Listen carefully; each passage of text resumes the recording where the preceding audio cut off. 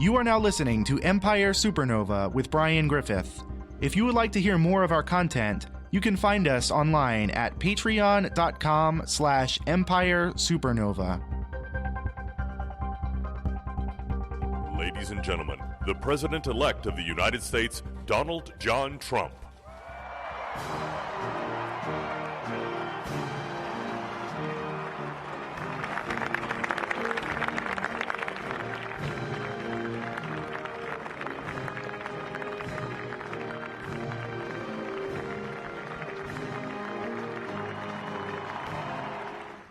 Please raise your right hand and repeat after me.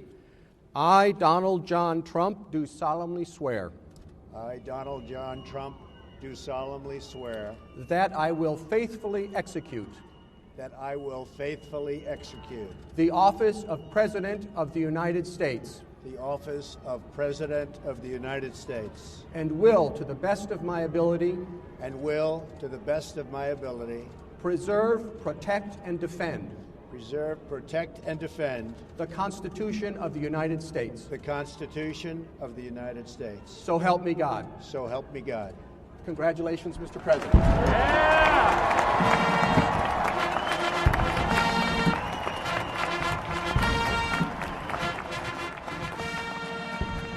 On January 20th, 2017, the reins of power over the largest empire in world history were handed to a mid-level real estate developer and reality television star. The U.S. military, with its 800 overseas bases on every populated continent, now answers to Donald J. Trump as their commander-in-chief. The national surveillance state's nearly unlimited powers to conduct intelligence and regime change operations now answer to Donald J. Trump. At least they do in theory. Across every political arena, we are now seeing major power grabs as different factions of the U.S. elite vie for control of the state, and as the state vies to maintain its delicate balance over world affairs.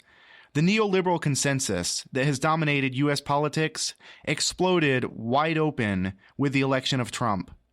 The neoconservative project is now hedging its bets, both for and against the volatile alliance of powers within the Trump White House. We have seen in the past 2 years a scramble by corporate networks to rehabilitate Bush-era neocons under the so-called Never Trump movement, and this has led to a major shift rightward in the media landscape. The illegal invasions and state policy of torture of the Bush era, continued under the Obama administration, are all forgiven to any war criminal willing to utter the two words, Never Trump. The Democratic Party, once the legitimizing force for neoliberalism, has responded to the 2016 election by sabotaging the progressive wing of their own party. They have signaled to their corporate donors that they would rather lose elections on a platform of austerity and war than win elections on a platform of progressivism. And the Republicans are not faring much better in their popularity. Their short-term victory with Trump has badly damaged their brand. The distinctly undemocratic nature of the two major political parties has never been more clear. These factions' attempts to assert their control over the state and restore some semblance of normalcy follow the failures of the U.S. foreign policy to open new markets to the penetration of American capital.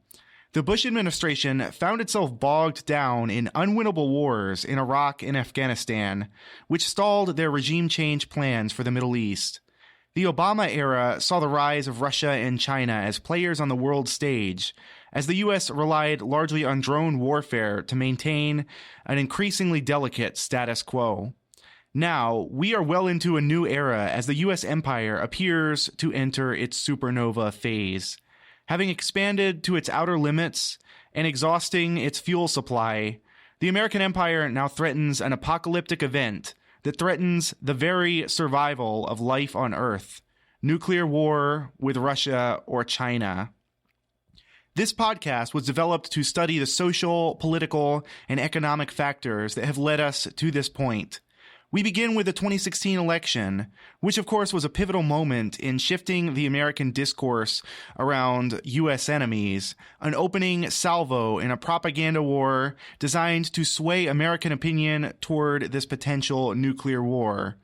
Over the course of the first season, we will uncover the state and corporate actors that are driving these new imperial ambitions, with a specific focus on the North Atlantic Treaty Organization's aggressive pursuits in Eastern Europe. We will speak with analysts, historians, investigative journalists, and political organizers driving the anti-war movement to learn the true history of these institutions and to study the very nature of power. I want to emphasize right now how important it is to stay involved with organizations in your area that are doing important work. We cannot afford to be spectators on the sidelines of these world events, nor can we afford to view this independent analysis as a mere intellectual exercise divorced from our daily struggles. We must stay active, both in sharpening our own understanding of the world around us and in organizing our communities for the challenges ahead. Today, we are starting from a pivotal moment in the U.S. realignment toward power confrontation with Russia and China. The 2016 election ushered in what now seems to be an endless conspiracy theory around so-called supposed Russian meddling. Here is the original claim of the Russiagate conspiracy theory. In early 2016, emails were leaked that revealed widespread corruption in the Democratic Party, largely controlled by the Clinton wing of the party, despite massive dissent. Hillary Clinton made the unfounded claim that the leaks were not actually leaks, but instead hacks by the Russian government. This was very transparently an attempt by a disgraced candidate to avoid responsibility for her own actions. The Democratic Party refused then to turn over their servers to the FBI, which could have investigated this claim, but they instead hired a private security firm called CrowdStrike, which itself is funded by Russian billionaires critical of the Russian government. CrowdStrike immediately claimed proof of Russian hacking, but to date, no U.S. intelligence agency has been able to verify these claims. To the contrary, the Veteran Intelligence Professionals for Sanity, an organization of former officers of the U.S. intelligence community, has reached the conclusion that the so-called hack that Clinton claims was instead a leak, likely from one of the many disgruntled Democratic Party insiders who wanted to reveal the takeover of the party by the Clintonite neoliberals. This claim would likely have been dead in the water if not for the surprising result of the 2016 election, at which point the most hated presidential candidate in history, a candidate that Clinton herself strategically elevated because she thought it would be an easy victory, unexpectedly won the election.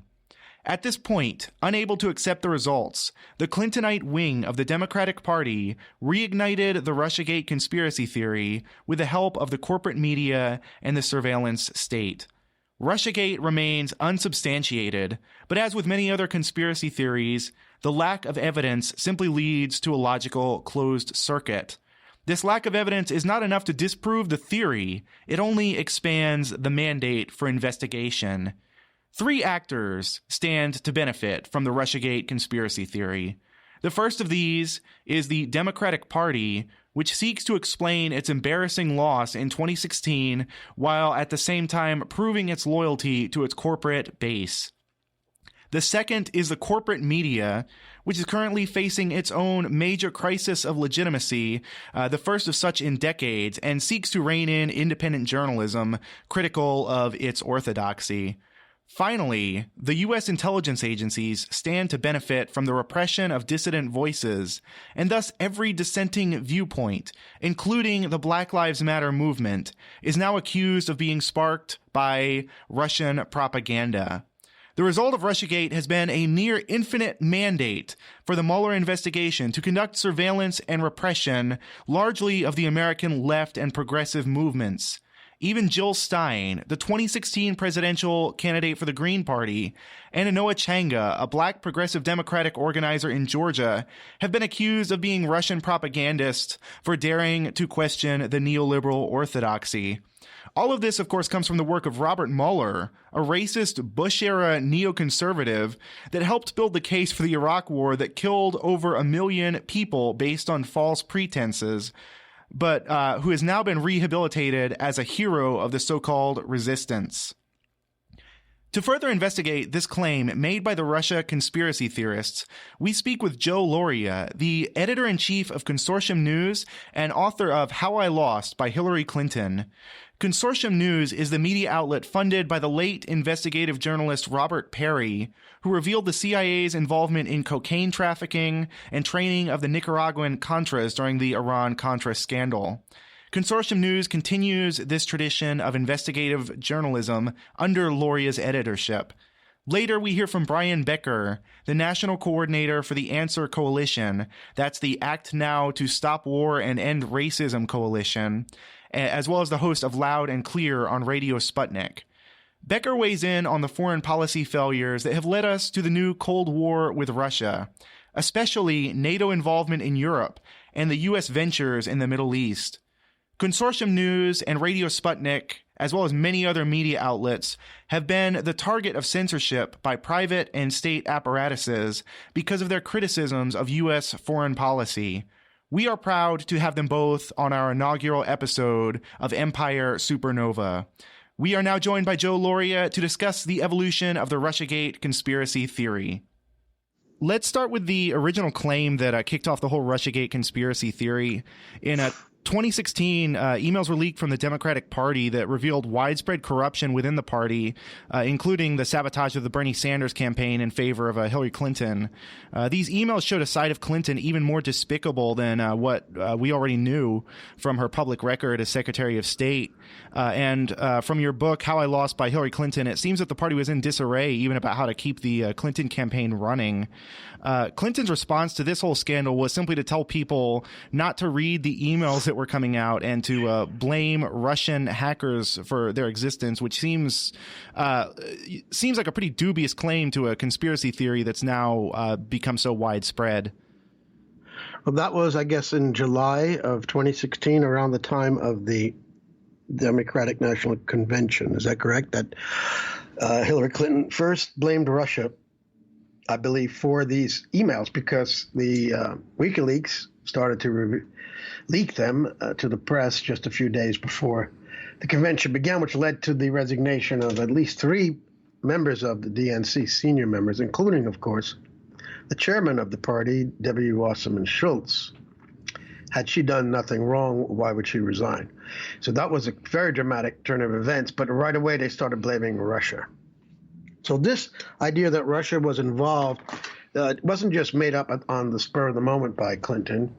We now learned a lot more since then, a lot of very dubious and suspicious events that took place as early as,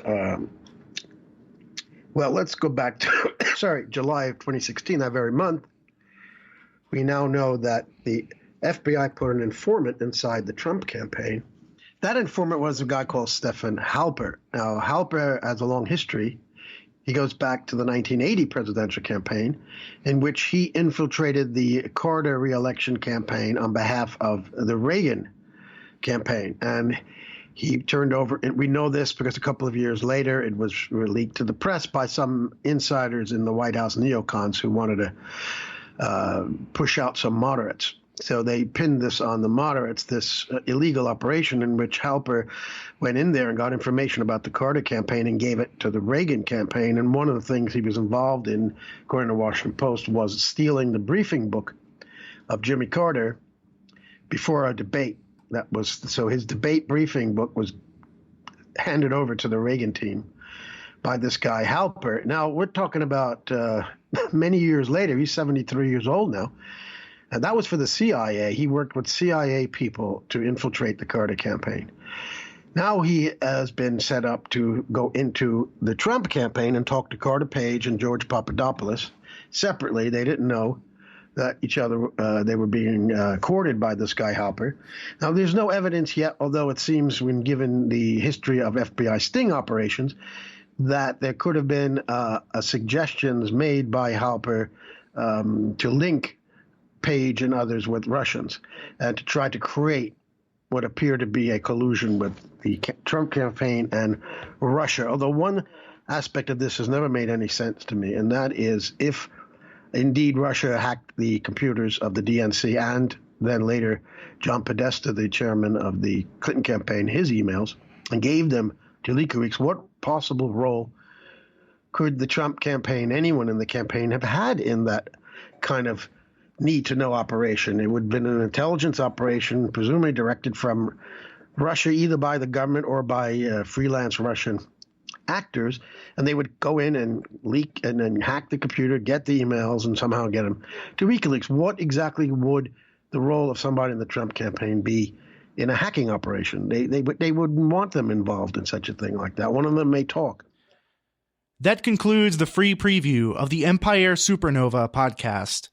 To hear the rest of this episode and our other content, you can subscribe to our podcast at patreon.com/Empire Supernova. Thank you for listening.